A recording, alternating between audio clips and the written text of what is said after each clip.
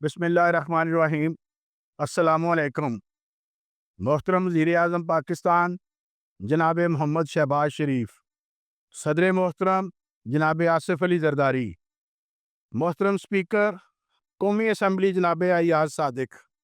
محترم chairman senate جناب یوسف رضا گیلانی، محترم سپہ سالار پاکستان فیلڈ مارشل جناب حافظ عاصم منیر، محترم منصف اعلیٰ پاکستان جناب یحییٰ آفریدی، محترم پاور منسٹر جناب سردار اویس لغاری،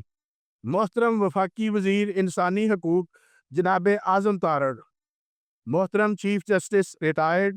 جناب شوکت عزیز چیئرمین NIRC اسلام آباد،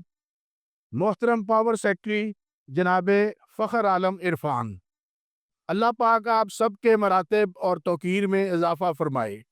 آپ سب کو وطن عزیز، قومی اداروں اور عوام الناس کی خدمات دین اسلام اور آئین پاکستان کے جمہوری تقاضوں کے تحت انجام دینے کی توفیق عطا فرمائے، آمین۔ اسلامی جمہوریہ پاکستان کے ایک عام شہری کی حیثیت سے آپ سب اعلیٰ مرتبت صاحبان اقتدار و اختیارات کو براہ راست مخاطب کرنے کی جسارت کر رہا ہوں، سچ کی کڑواہٹ اور حقائق کی تلخی کے ساتھ، جو یقیناً آپ کی جاہ و حشمت کو ناگوار گزرے گی، لہذا اس گستاخی اور بے ادبی کی پیشگی معذرت چاہتا ہوں۔ کچھ عرض کرنے سے پہلے ملتمس ہوں کہ آپ آل پاکستان وابڈہ hydro electric workers union CBA کے مرکزی جوائنٹ پریزیڈنٹ اور صوبائی چیئرمین صوبہ بلوچستان حاجی رمضان اچکزئی کی لیٹر اور ممبر قومی اسمبلی جناب محمد وسیم کی تحریک التوا کو ایک نظر دیکھ لیں،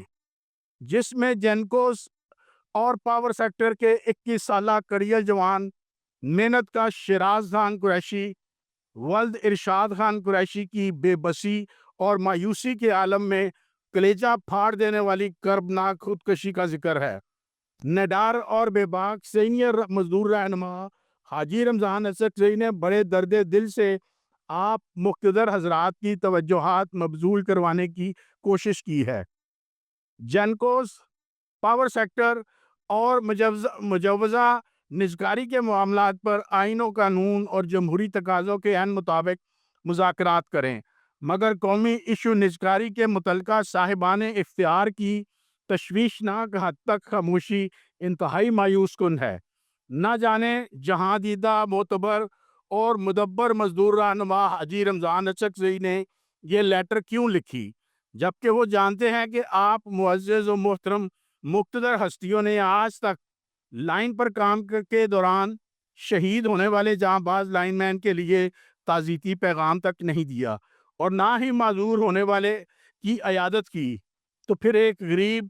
کم تنخواہ اور کم مراعات یافتہ ملازم کی خودکشی کی آپ کے نزدیک کیا اہمیت ہو سکتی ہے؟ کیونکہ آپ معززین حضرت علی علیہ السلام کا یہ فرمان بھولے ہوئے ہیں کہ جس میں سے روح نکل جائے وہ مردہ ہے، اور جس میں احساس نہ ہو وہ انسان کہلوانے کا حقدار نہیں۔ خدا را محسوس کیجئے اور اپنے اندر احساس کے جذبے اجاگر کیجئے کہ آپ سب کسی عام ملک کے نہیں بلکہ مملکت خداداد اسلامی جمہوریہ پاکستان کے حکمران ہیں، اور دنیا و آخرت میں جواب دہ ہیں۔ اسلامی نہیں تو انسانی اقدار کے مطابق ملک کے سب سے بڑے پیداواری اور منافع بخش ادارے کی نجکاری کے فیصلے پر نظر ثانی فرمائیں، کیونکہ یہ واحد ادارہ ملک کی بگڑی معیشت کو سنبھال سکتا ہے۔ اگر آپ یک طرفہ طور پر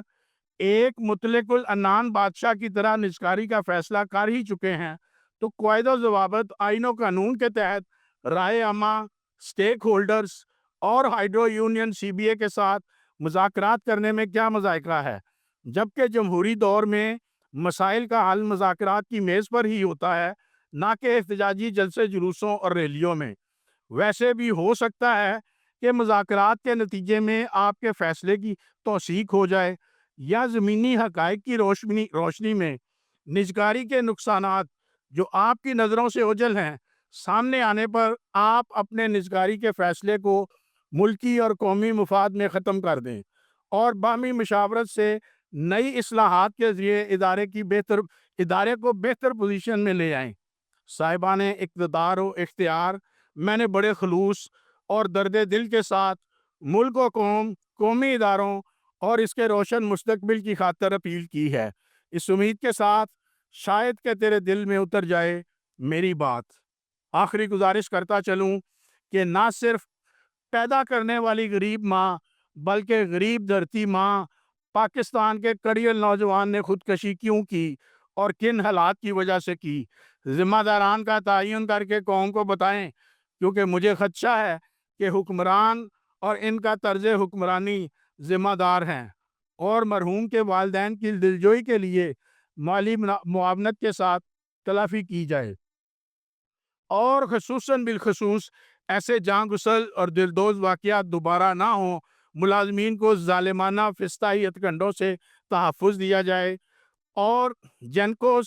power sector, daily wages, work charge اور کنٹریکٹ ملازمین کی نوکریاں مستقل کر کے دور دراز تبدیلیاں ختم کی جائیں۔ اللہ پاک ہم سب کو سچ کہنے، سچ سننے اور سچوں کا ساتھ دینے کی ہمت، طاقت اور توفیق عطا فرمائے، آمین یا رب